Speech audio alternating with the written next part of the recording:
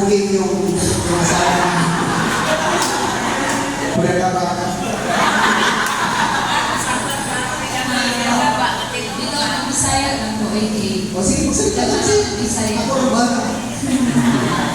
So, maraming magtanong sa akin kung ano daw ang wife of Judas dito. So, kasi,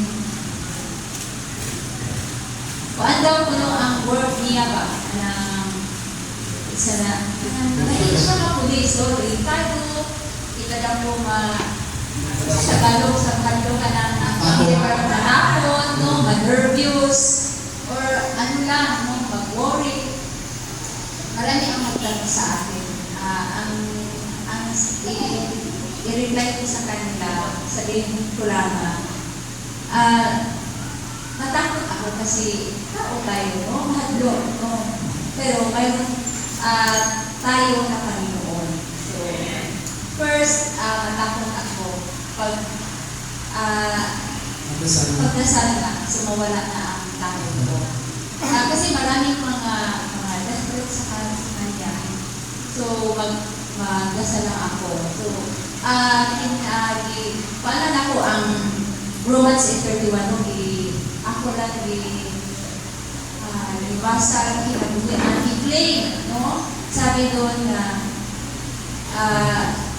if God is with us, who can be against us? So, mayroon tayong Panginoon.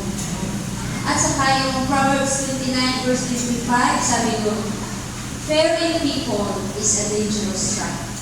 Fearing people is a dangerous trap. But trusting God means safety. But trusting God means safety. So, matakot ko sa tao. So, hindi sila ang kaiya, no? May-ari sa buhay namin, no? Sa buhay ni Joby, sa mga anak namin, ang Panginoon man. So, bakit matakot ako sa kanila? So, ang ako lang yung mag-pray lang din po. No? Pray, always pray. O magbasa yun sa Biblia. Every day mayroon akong personal devotion. Every day. Magising ako sa umaga, 5 o'clock. Pinakausap ng Panginoon. Pinakausap ng Panginoon through Bible reading. Yung connection namin, maski ako saan bayan ma-assign. Yun ang connection namin, mag-pray. Wala na yung 7-7 prayer natin. Na lahat kami mag-pray talaga. So, parang isang area lang kami mag-pray. So, nakaalam yun sa cellphone. Yun ang gamit ng cellphone. Kayo ba yung 7-7 prayer? Yes. Dito sa Tatya, may 7-7 prayer ba?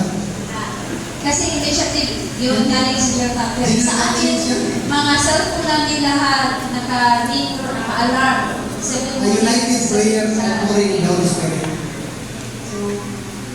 So yun siguro. Iaanak sila kasi, ma'am,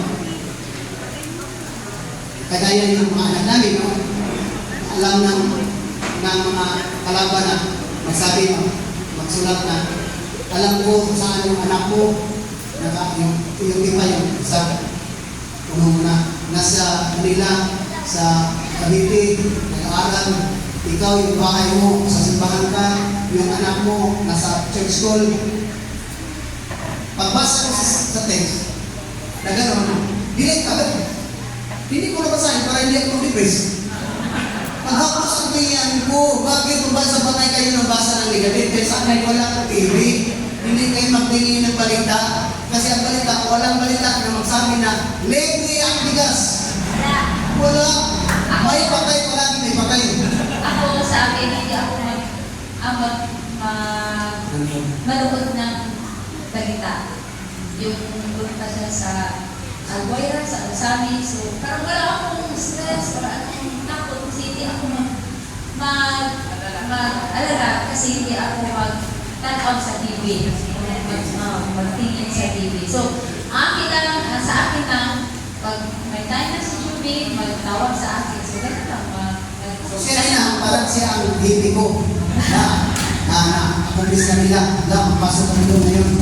Ito, ganito na. Ito may galit. Ito, may dalawang namatay. Ako, lahat ng trabaho ko, isabi ko sa kanila, para kung makarinig sa ibang tao, dumihan ko. Nagirita tayo kung sige, tanong-tanong. Alam niya, hindi na siya magtanong. pala, ganito ang nangyari. So, yun na, ang kagandahan mga kapatiran mo, kayong dalawa, kasi ang partner natin, asawa talaga, no? Ngayong birthday natin nagtanong, sabi sa kanya na hindi ka daw, kuno kayo under Bisaya, ikaw hindi ka na. Hindi naman siya nagsayang malaki. Hindi naman. Hindi ko sabihin ko, itanong ko sa kanya, anong. Okay, the respect, nandyan, yung under the side, hindi naman pwede patiran ka, tadyakan ka, at saka tutos-tutosan din naman sa gano'n. Totilyo, hindi ako nakahawak ng itiin, sis. Hindi siya marunong mag. Hindi nga kumananong, pastor, magamit, baka sabi na, kakainin daw kung hindi ko rin. Kung kaya nga, polis ko lang ako sa para, kasi ito siya, slow, gawin mo. Hindi niya lang na hindi ako marunong. Ito ang pastor. Kasi ang respeto ko, although ako nag-explain, kasi may demo kami sa PNP, na hindi pwede ang mga asawa maghawak ng itiin ng asawa ng polis. Dapat ang polis ang may hawak ng itiin. So, kinuntra ko yan. Bakit? Nung nasa mundo ako, kung ang itiin sa akin, bababa pa ako.